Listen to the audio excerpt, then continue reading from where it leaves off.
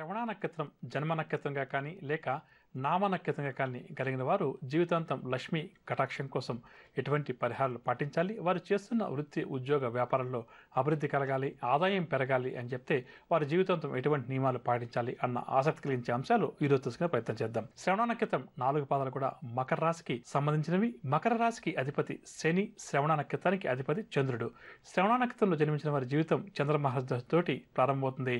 కావున ఈ శ్రవణ నక్షత్ర జాతకుల మీద జీవితాంతం చంద్రగ్రహం మరియు శనిగ్రహాల ప్రభావం అధికంగా ఉంటుందని చెప్పవచ్చు. శ్రవణ నక్షత్రాన్ని మహావిష్ణువు వారి జన్మ నక్షత్రంగా కూడా మనందరం కూడా చెప్తుంటాం. శ్రవణ నక్షత్రం రోజు మహావిష్ణువు వారిని పూజిస్తే మనకు మంచి స్థితికి వెళ్ళడానికి, అష్టైశ్వర్యాలు కలగడానికి అందరికీ కూడా చక్కగా ఉపయోగపడుతుంది. అందులో భాగంగా ఈ శ్రవణ నక్షత్ర జాతకులు ప్రధానంగా చేయాల్సింది ఏంటంటే శ్రీ వెంకటేశ్వర స్వామి వారిని, మహాలక్ష్మి అమ్మవారిని ఎంత ఎక్కువగా పూజిస్తే వారికి జీవితాంతం అంత మంచిదని చెప్పవచ్చు. ప్రధానంగా వీరు ఎప్పుడన్నా భోజనం లాంటి కార్యక్రమాలు చేసేటప్పుడు మనం ఏం చేస్తుంటే కొన్ని మిగిలిపోయిన పదార్థాలు ఏదైనా ఉంటే ఆ ఎంగిలి ప్లేట్ అంటాం కదా, అందులో ఉన్నప్పుడు ఏం చేస్తామంటే వాటిని యాచకులకు పెట్టడం కానీ లేదా పశుపక్షాదులకు వేయడం కానీ చేస్తుంటాము. అది ఎట్టి పరిస్థితుల్లో కూడా చేయకూడదు.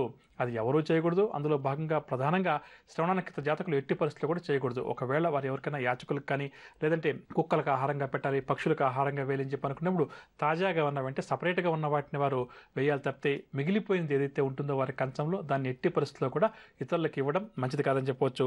వీరున్నప్పుడల్లా కూడా తిరుపతి, ద్వారకా, తిరుమల, చిలుకూరు, బాలాజీ ఇటువంటి క్షేత్రాలను ఎంత ఎక్కువగా దర్శిస్తే అంత మంచిది. అంటే వెంకటేశ్వర స్వామి వారి క్షేత్రాలు ఏవైతే ఉన్నాయో, మహావిష్ణువుల వారి యొక్క క్షేత్రాలు ఏవైతే ఉన్నాయో, స్వామివారి అవసరాలు అన్ని క్షేత్రాలు కూడా దర్శించవచ్చు. అంటే భద్రాచలం వెళ్ళి సీతారాములు దర్శించుకోవచ్చు, ఈ లక్ష్మీనరసింహ స్వామి వారిని దర్శించుకోవచ్చు. ఈ విధంగా ఎంత ఎక్కువగా దర్శిస్తే అంత మంచిదని చెప్పవచ్చు.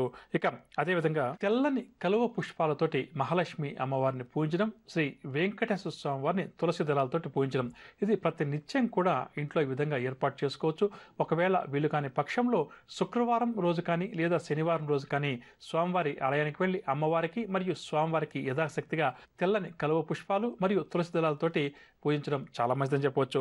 ఇక వీలున్నప్పుడల్లా కూడా గోపూజ చేయడంతో పాటుగా గోవుకు ఆహారం పెట్టడం కూడా అన్ని విధాలా కూడా మంచిదని చెప్పవచ్చు. వారికి అందుబాటులో ఏ వస్తువులు ఉంటే తినే పదార్థాలు ఏవైతే ఉంటాయో వాటితో గోవుకు ఆహారంగా పెట్టడం అన్ని విధాలా కూడా చాలా మంచిది.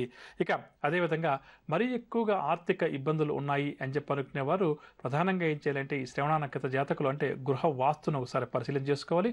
వాయువ్య దిశకు చంద్రుడు అధిపతి కాబట్టి వాయువ్యంలో దోషాలు ఏమన్నా ఉంటే సరి చేసుకొని అక్కడ వాస్తు ప్రకారం ఉందా లేదని చెప్పి అన్న అంశాన్ని కూడా పరిశీలన చేసుకుంటే ఒకవేళ ఈ చంద్రగ్రహ దోషం వల్ల వాస్తు ప్రకారం వాయువ్య స్థానంలో దోషం ఏదైనా ఉంటే అవన్నీ తొలగిపోయి కొంతవరకు కూడా వీరికి ఆర్థిక ఇబ్బందులు రాకుండా ఉండడానికి చక్కగా ఉపయోగపడుతుందని చెప్పొచ్చు. ఇక చిన్న చిన్న వెండి ముక్కలను అంటే ప్యూర్ సిల్వర్ అంటాం కదా, వాటిని కొద్దిగా సేకరించి ఎక్కడైనా ప్రవహిస్తున్నటువంటి నీటిలో వాటిని వదలాలి. ఈ విధంగా ప్రధానంగా శ్రవణ నక్షత్రం ఉన్న రోజులు కానీ లేకపోతే అంటే అటు వీలు కాని పక్షంలో సోమవారం రోజు కానీ చేయాలి. ఇలా కనీసం ఒక 9 సార్లు చేయడం వల్ల మొండి బకాయిలు ఏమన్నా ఉంటే వారికి అవి వసూలు అవడానికి కొంతవరకు ఇది ఉపయోగపడుతుందని చెప్పొచ్చు. ఇక శ్రవణ నక్షత్రానికి ధనిష్ట నక్షత్రం సంపత్తార, ధనిక్ష నక్షత్రానికి అధిపతి కుజుడు. ధనిష్ట నక్షత్రం, మృగశిర నక్షత్రం, చిత్తా నక్షత్రం ఉన్నటువంటి రోజుల్లో వారు సుబ్రహ్మణ్య స్వామి వారి యొక్క ఆలయాలు దర్శించడం, స్వామివారికి క్షీరాభిషేకం కానీ లేదా పంచామృత అభిషేకం కానీ యథాశక్తిగా చేయిస్తుండడం వల్ల ఆర్థిక ఇబ్బందులు ఏమన్నా ఉంటే అవి తొలగిపోవడానికి చక్కగా ఉపయోగపడుతుందని చెప్పొచ్చు. అదేవిధంగా ప్రతి నెల వచ్చే మాస శివరాత్రి ఏ రోజైతే ఉంటుందో ఆ రోజుల్లో మాస శివరాత్రి రోజు శివుడికి చెరుకు రసంతో అభిషేకం చేయడం ఇది గృహంలో చేసుకోవచ్చు. లేకపోతే ఇక్కడ ఆలయంలో కూడా కొద్దిగా చెరుకు రసం తీసుకుని వెళ్ళిస్తే అభిషేకం చేసేటప్పుడు వారు చెరుకు రసాన్ని ఉపయోగిస్తారు. ఈ విధంగా చేయడం వల్ల వీరికి ఆర్థిక ఇబ్బందులు రాకుండా ఉండడానికి, చేస్తున్న వృత్తి ఉద్యోగ వ్యాపారంలో మంచి అభివృద్ధి కనిపించడానికి ఉపయోగపడుతుంది. ఈ పరిహారం వల్ల రావాల్సిన బకాయిలు ఏమన్నా ఉంటే కూడా వారి చేతికి అంతా అని చెప్పవచ్చు. ఇక మధ్యాహ్నం వేళలో తెల్లని పుష్పాలు, అదేవిధంగా పాలు, ఉప్పు, దోసకాయ ఇది వారి ఇంటి పురోహితులు వారికి ఇవ్వడం వల్ల అంటే దాదాపుగా కొద్దిగా 12 గంటలు 1 గంట ఆ ప్రాంతంలో ఈ వస్తువులను వారి ఇంటి పురోహితులకు కానీ లేదా బ్రాహ్మణుని కానీ పిలిచి వారికి దానమిచ్చి వారి ఆశీర్వచనం తీసుకోవడం వల్ల వారికి తప్పకుండా కూడా ఆర్థిక ఇబ్బందులు ఏమైనా ఉంటే తొలగిపోవడానికి, లక్ష్మీ కటాక్షం కలగడానికి, అదృష్టం వారిని వరించడానికి ఈ పరిహారం చక్కగా ఉపయోగపడుతుందని చెప్పవచ్చు.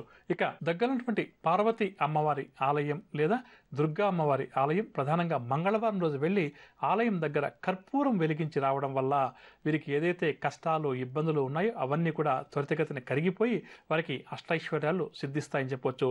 ఇలా కనీసం ఒక 18 మంగళవారాల పాటు వారు పార్వతీ అమ్మవారి యొక్క ఆలయానికి వెళ్ళి అమ్మవారి ఆలయం ముందు ఒకవేళ పార్వతీ అమ్మవారి ఆలయం లేకపోతే అమ్మవారి ఆలయం దుర్గా అమ్మవారిది కానీ మహాలక్ష్మి అమ్మవారి కానీ ఎక్కడైనా కూడా వెళ్ళొచ్చు. ఈ విధంగా అందుబాటులో ఉన్న అమ్మవారి యొక్క ఆలయానికి వెళ్ళి ఆలయం బయట కొంతవరకు ముద్ద కర్పూరం తీసుకెళ్ళి దాన్ని వెలిగించి వారి మనసులో ఏవైతే వారికి కష్టాలు నష్టాలు ఉన్నాయో అవన్నీ కూడా తొలగిపోవాలని చెప్పి కోరుకోవడం వల్ల వారికి త్వరితగతిన ఫలితం కలుగుతుందని చెప్పవచ్చు.